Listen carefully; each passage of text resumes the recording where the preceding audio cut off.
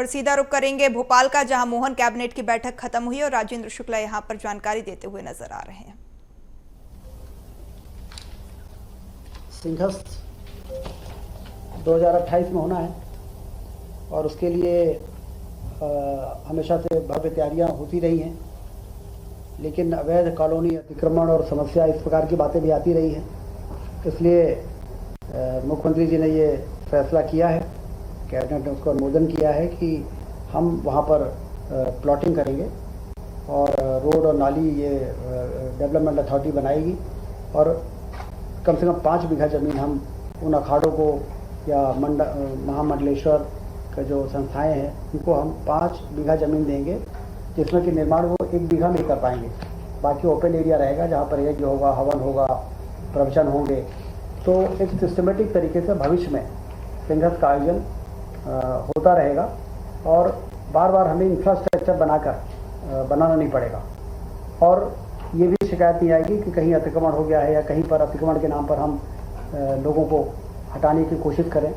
तो इतनी ज़मीन के अलॉटमेंट के बाद सबका स्थान निश्चित रहेगा और एक व्यवस्थित तरीके से इस बार का संघर्ष भी और आने वाले दिनों में भी संघर्ष का आयोजन हो सकेगा, ये मंशा है।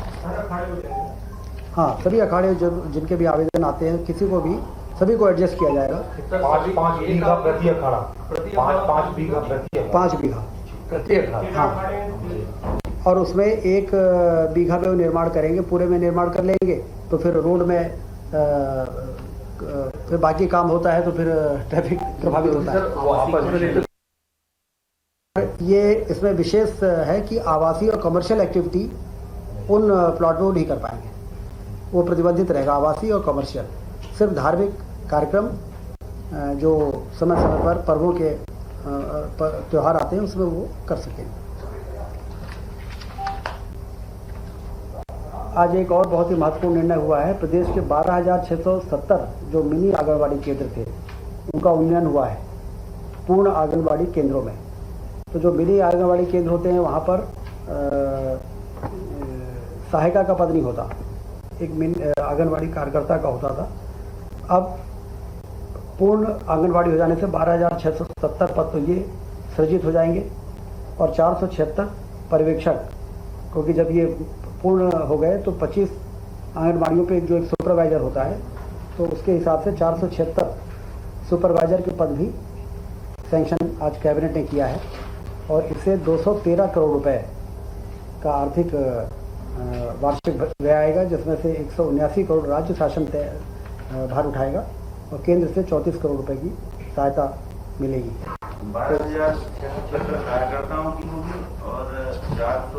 12,670 तो कार्यकर्ता मिनी आंगनबाड़ी केंद्रों में भी होते थे लेकिन सहायिका नहीं होते थे। तो अब ये पूर्ण हो गया तो सहायिका का पद हो सहायिका का मिल गया और पूर्ण आंगनबाड़ी केंद्रों में 476 पद हमें सुपरवाइजर के भी मिल गए। तो कुल मिला के ये इसमें 213 करोड़ रुपए खर्च होंगे, जिसको कैबिनेट ने आज मोहर लगा दी है और इससे जो कार्यक्रम होते हैं आंगनबाड़ी केंद्रों में उसको काफ़ी मदद मिलेगी। स्कीम फॉर केयर, ये जो पास्को 18 साल से कम उम्र की बालिकाओं के साथ जो दुराचार हो जाता है उसके कारण वो प्रेग्नेंट भी हो जाती हैं और फिर उनको काफ़ी परेशानी का सामना करना पड़ता है। तो हर ज़िले में 10 लाख रुपए देने का निर्णय आज हुआ है और उसमें आइडेंटिफिकेशन के बाद उनको जो भी सहायता के नॉर्म्स हैं उनको मदद दी जाएगी। तो एक बहुत ही संवेदनशील मुद्दे पे आज कैबिनेट ने अपना फैसला किया है। और हेल्थ का हमने बता ही दिया आपको कि 454 केंद्र वाला डिस्ट्रिक्ट कलेक्टर के माध्यम से होगा सर। हाँ, जिला कलेक्टर ही इसको देखेंगे। स्वास्थ्य में हमने बताया कि 351 करोड़ रुपए वार्षिक व्यय आएगा, जिसमें हमने लगभग 7,900 पद मंजूर किए हैं 454 केंद्रों में। और विश्वविद्यालय कर्मचारियों को अभी 7वें वेतनमान के हिसाब से पेंशन नहीं मिलती थी, तो आज कैबिनेट ने निर्णय किया है कि 7वें वेतनमान से जो 2016 में रिटायर हुए हैं उनको 2016 से और जो 2018 में रिटायर हुए हैं उनको 2018 से फिर 16 से उनको 18 के बाद से, हाँ। 16 के बाद उनको 16 से। जो 16 के बाद हुए हैं उनको 16 से, 2018 से हुए उनको तो 18 से ही होगा। तो इनको ये पेंशन अब 7वें वेतनमान के आधार पर मिलेगी। ठीक है। सर, सभी युवा हैं सर, सभी को युवा आमंत्रित हैं। और आज सब लोग रीवा आमंत्रित हैं। रीवा आइए और रीवा में वाइट टाइगर भी देखिए और एयरपोर्ट भी देखिए। और रीवा में रीवा का पूरा ट्रांसफॉर्मेशन हुआ है। तो यदि आप लोग 10-15 साल पहले जो गए हों तो उनको तो बहुत फ़र्क दिखेगा। और इस इन्वेस्टर समिट में अच्छी तैयारी की गई है। मुख्यमंत्री जी के मार्गदर्शन में बहुत अच्छी व्यवस्था है। तो वहाँ पर आप लोग पधारें। रीवा का होने के नाते भी मैं आपको आमंत्रित करता हूँ। कितने का निवेश आने का अनुमान? रीवा को लेकर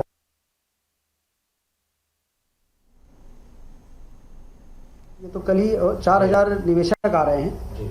तो आप ये मानिए कि अच्छा निवेश होगा। सर, ये जो भी इन्वेस्टर समिट होती है प्रेजेंटेशन बहुत अच्छा होता है, लेकिन मैच्योर नहीं हो पाती चीज़ें। इस बार आप लोग ऐसा क्या कर रहे हैं ताकि चीज़ें मैच्योर हों और ज़्यादा से ज़्यादा निवेश आए? देखिए, इन्वेस्टर समिट होना तो शुरू हुआ जब से भारतीय जनता पार्टी की सरकार बनी। पहले इन्वेस्टर समिट इसलिए नहीं हो पाते थे कि मध्य प्रदेश में चलने लायक सड़कें नहीं रहती थी, गांव अंधेरे में डूबे रहते थे, पावर सरप्लस स्टेट नहीं था। आज सबसे पहले हमने इसको पावर सरप्लस स्टेट बनाया, 4 लेन से सभी संभागीय मुख्यालयों को जोड़ा और सिंचाई के नहरों का जाल बिछाया, आम आदमी की पेइंग कैपेसिटी बढ़ाई, उससे व्यापार बढ़ा है। तो उसके कारण जब हमने मध्य प्रदेश की मार्केटिंग की तो मध्य प्रदेश के पोटेंशियल के बारे में लोगों को मालूम पड़ा। और पहले हम क्या मार्केटिंग करते, क्या ही हमारे यहाँ मध्य प्रदेश में गड्ढों वाली सड़कें हैं और पावर डेफिसिट वाला राज्य है। तो जब ये होने लगा तो आप देखिए, वॉल्वो आइशर ने 7वां प्लांट लगाया है मध्य प्रदेश में। ऑटोमोबाइल के इतना बड़ा सेक्टर है। रिन्यूएबल एनर्जी में रीवा में यदि 750 मेगावाट का 4500 करोड़ के निवेश में सोलर प्लांट लगा तो ये हमारे जो प्रचार प्रसार है उसी के आधार पर तो लोग यहाँ पर आए। तो सीमेंट और पावर प्लांट हमारे अब रीवा में सीमेंट बनती है, सिंगरौली में पावर बनता है, तो वहाँ कोयला इतना है, लाइव स्टोर इतना है, बन रही है।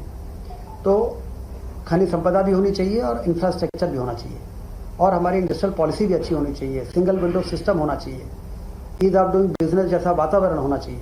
तो ये भारतीय जनता पार्टी की सरकार ने इस दिशा में विशेष प्रयास किया है, जिसके कारण अब ये इन सब के बाद आपको ध्यान होगा कि इंदौर में ग्लोबल इन्वेस्टर समिट होता था, एक बार खजुराहो में भी हुआ था, लेकिन ये पहली बार ऐसा हो रहा है कि हम संभागीय स्तरों में रीजनल इंडस्ट्री कॉन्क्लेव कर रहे हैं और इसके इतने अच्छे परिणाम हैं कि रीवा के पोटेंशियल के आधार पर हम रीवा को फोकस करके बात कर रहे हैं। तो लोगों को खींचने में, आकर्षित करने में हमको ज़्यादा आसानी है।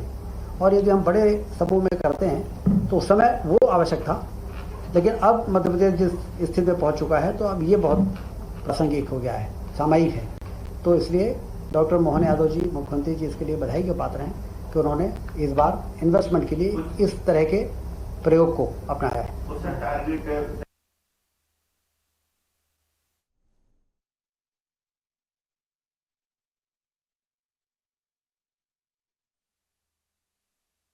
इंडस्ट्री लगाएंगे, सरकार क्यों उनको इस प्रकार के आयोजन करती है? क्योंकि हमें बेरोजगारी दूर करने के लिए अपने नौजवानों को वहाँ पर रोजगार के अवसर तैयार करना है।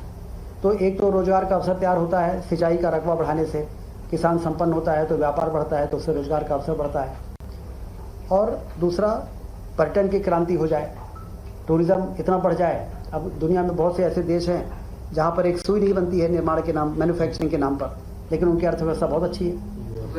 तो औद्योगिक क्रांति, तो औद्योगिक क्रांति के लिए इस प्रकार के निवेश के आयोजन किए जाएं, लोगों को आमंत्रित किया जाए, बुलाया जाए, रेड कारपेट बिछाया जाए कि आइए और आप लोगों को यहाँ पर हम जमीन देंगे, पानी देंगे, बिजली देंगे, सब्सिडी देंगे। आप हमारे क्यों, इसके पीछे उद्देश्य यही है कि जब वो इंडस्ट्री लगाएंगे तो रोजगार के अवसर तैयार होंगे तो हमारे यहाँ के लोगों को रोजगार मिलेगा।